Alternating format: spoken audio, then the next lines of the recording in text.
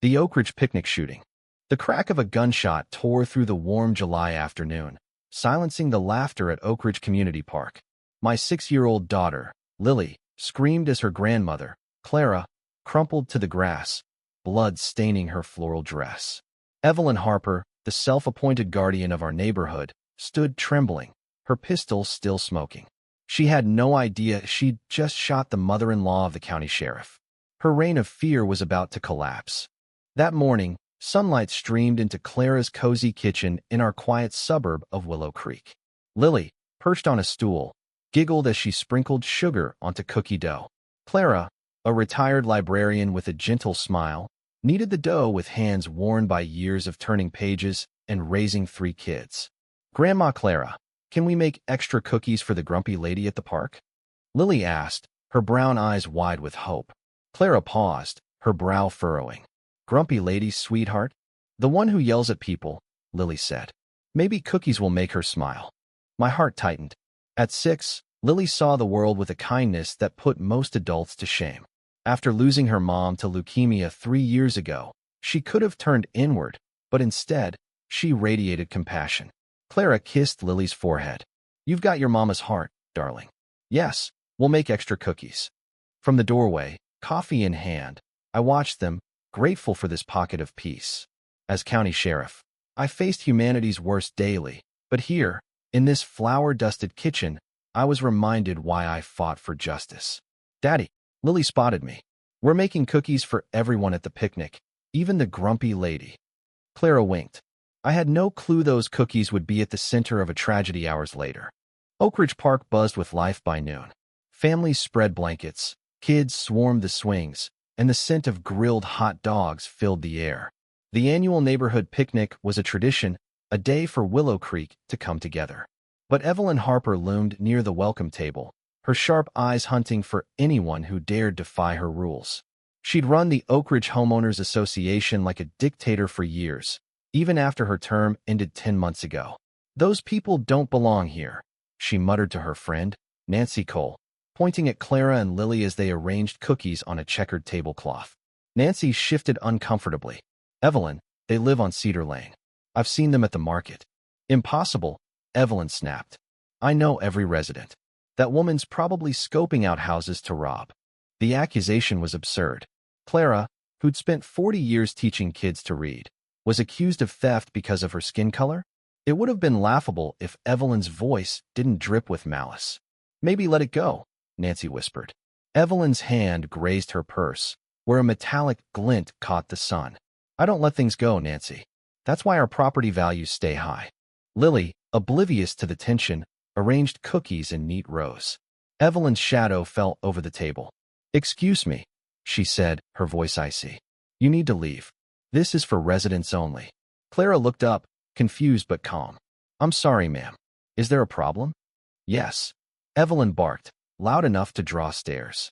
"You're trespassing." Clara's smile held steady. "We live on Cedar Lane. My son-in-law bought the gray house 2 years ago." Evelyn's face reddened.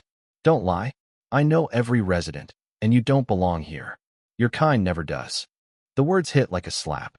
Clara, who'd grown up in the segregated South, had faced this hatred before, but in front of her granddaughter? "Grandma, why's she being mean?" Lily whispered, clutching Clara's hand. Evelyn's gaze snapped to Lily. "Don't let that child disrespect me. This is the problem with people like you." "She's 6, Clara said softly, pulling Lily close. "She doesn't understand." "She understands enough to be rude," Evelyn snarled. "Leave, or I'll call the police." Mark Jensen, our neighbor, stepped forward with his kids in tow. "Evelyn, they're residents. Lily plays with my daughter, Sophie, every week." "I don't care what you think," Evelyn shouted. "They're not on my list." Mark raised an eyebrow. "Your list?" "Evelyn, you're not the HOA president anymore. Your term's been over for months." The crowd murmured. Evelyn's face turned purple. "How dare you? I've kept this neighborhood safe for years, free of undesirables who'd ruin it." Lily tugged Clara's sleeve. "Grandma, let's go. She's scary." But Clara stood firm. "We have every right to be here, Lily." It was the bravest thing I'd ever seen, and it nearly cost her life. Evelyn's hand dove into her purse, emerging with a small revolver. "If you won't leave, I'll make you." Mark stepped forward. Evelyn, stop. This is insane. Don't tell me what to do in my community, she screamed, waving the gun. Parents pulled kids back, forming a tense circle. Clara shielded Lily, her voice steady. Please, put that away. There are children here. The only threat is you. Evelyn spat, her hand shaking. People who bring crime and chaos to our streets. I was across the park, helping set up a badminton net, when I heard Evelyn's voice rise. My gut screamed trouble. I started running. Grandma, I'm scared. Lily's voice cut through the air. Clara knelt, keeping herself between Lily and the gun. It's okay, sweetheart. Grandma's here. You can't protect her, Evelyn said, her voice chillingly calm. Not from the consequences of not belonging. Her finger grazed the trigger. The gunshot was deafening. Clara threw herself over Lily, taking the bullet in her shoulder. She collapsed, blood pooling as Lily screamed, Grandma Clara. I reached them just as chaos erupted. Parents fled. Phones dialed 911, and Evelyn stood frozen, staring at the gun like it had betrayed her. I didn't mean, she mumbled. Mark pressed his shirt to Clara's wound, his wife calling for help. I dropped beside Clara, heart pounding. Her eyes, pained but fierce, met mine. Lily, is she okay? I'm here, Grandma. Lily sobbed, grabbing her hand. You saved me. Drop the weapon. Deputy Olson, on patrol nearby, shouted. Evelyn's gun hit the ground, her face blank with shock. This wasn't supposed to happen, she repeated. Paramedics arrived, stabilizing Clara for transport. I rode with them, holding Lily as she clung to Clara's hand.